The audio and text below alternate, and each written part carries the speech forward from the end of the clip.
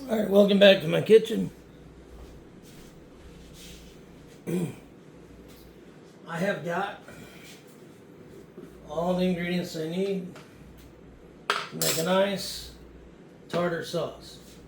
Now, a lot of people think tartar sauce is just mayonnaise and chopped up pickles. Some people like sweet pickles, some people like dill. I like dill. If you like sweet, use sweet.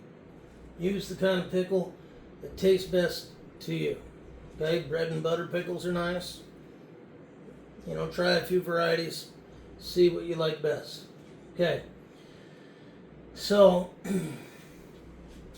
what I've got here in this bowl from making an earlier recipe of pickle relish, I've got right about 385 grams pickles. So I want to use about the same amount of mayonnaise. Now you can make mayonnaise from scratch. There's nothing wrong with that. If you have a favorite mayonnaise that you make, go ahead and make that. I happen to like Hellman's or Kraft, simply because it's nice and thick. So I am looking for 385 grams of mayonnaise.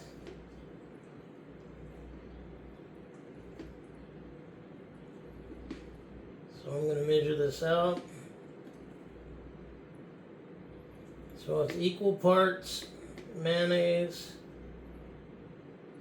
pickles by weight. All right. 392, let's take a little out of there. 382. I like to get it as close. 386. We're within a gram. A gram's not all that much. I find that the consistency in having an equal amount of mayonnaise and chopped pickles by weight actually makes a little bit of a difference. So I could put that spoon with the mayonnaise on my cutting board. Then I'd have to clean my cutting board. Or just put a little paper towel down there. Make your life a lot easier when it comes time to clean up, because you have to clean up. Alright, set that aside. So, now that I have that amount of mayonnaise, the 385 grams, I'm going to zero that out. And then I want to put about 10% of the weight of the mayonnaise in Mexican crema. So let's do that. So we want about 38 and a half. Well, we don't do half grams on the scale, so we're just going to do 38 grams. There we go, perfectly. 38 grams. To me, the crema just adds a little bit of complexity. There's so much sugar in things. And it's okay to have sugar, but do you need sugar in everything? Well, I prefer to use the sugar where it's useful and not use it as a crutch. Alright, so we want to develop our flavors. So we put 38 grams of the Mexican crema. Okay, now we're going to add a little bit of seasoning to this. My favorite Italian dressing. We're going to put the same amount, so 38 grams. So let's zero that out. And in we go.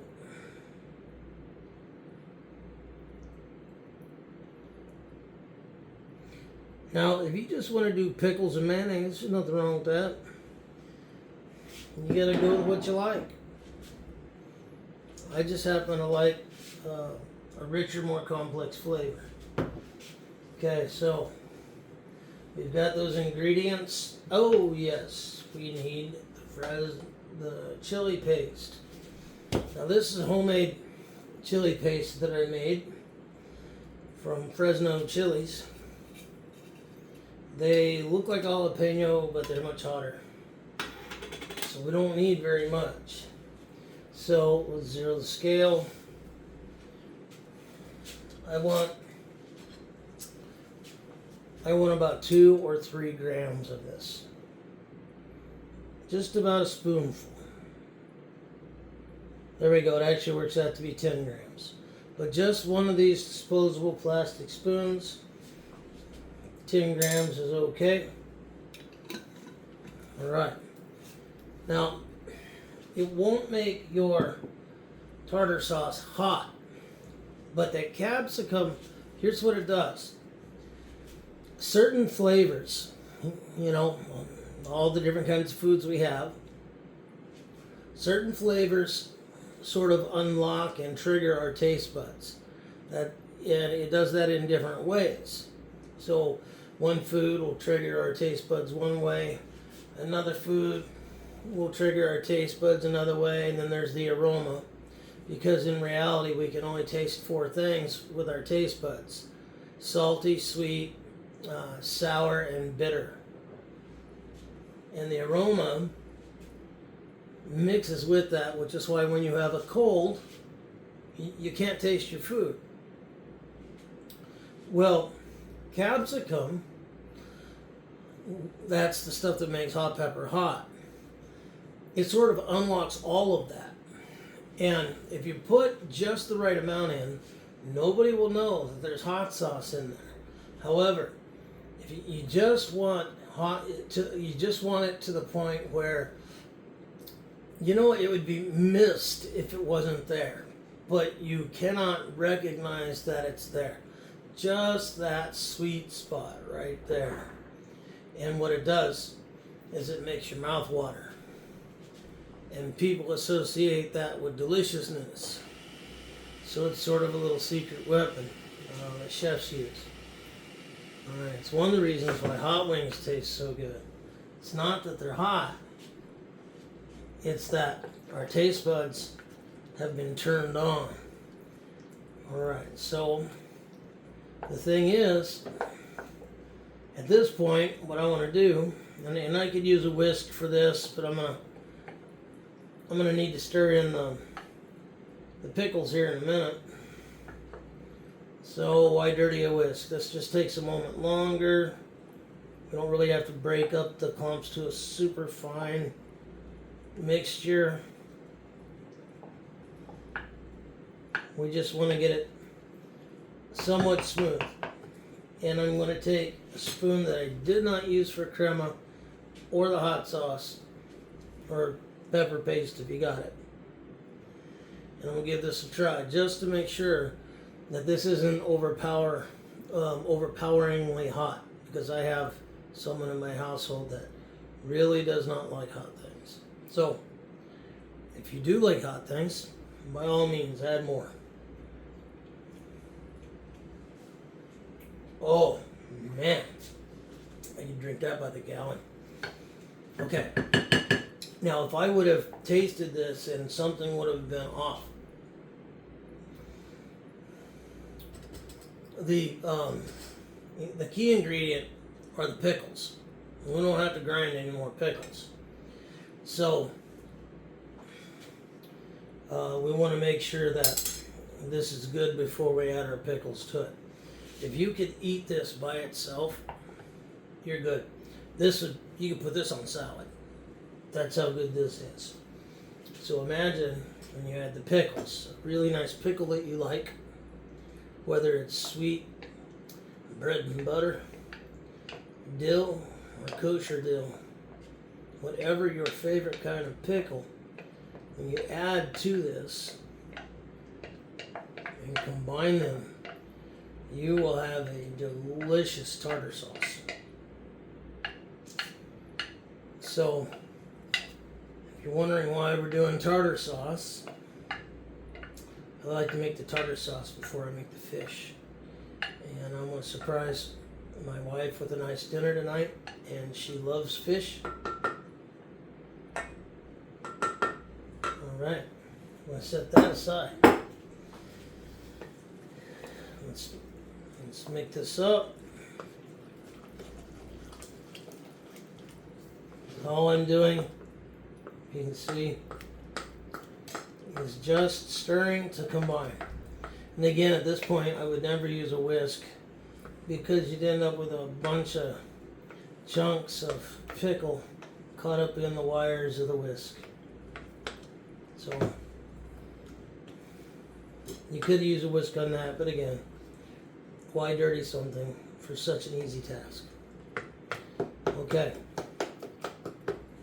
I think we're mixed. I'm going to double check this. Always got to know. So I'm going to get a nice big spoon of this. Let's see how this tastes.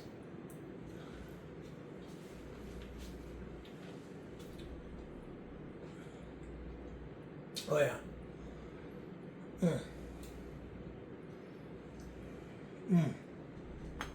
Wow, that is incredible. I wish you could taste that. I'm not being conceited. That is delicious. You should try it. Make some at home. All right. So, at this point, since we didn't get out of that bowl, and I've got lids to cover, that storage bowl there. Let's transfer this. Size glass is non-reactive, so is stainless steel, but glass is better at holding things for more than a few days.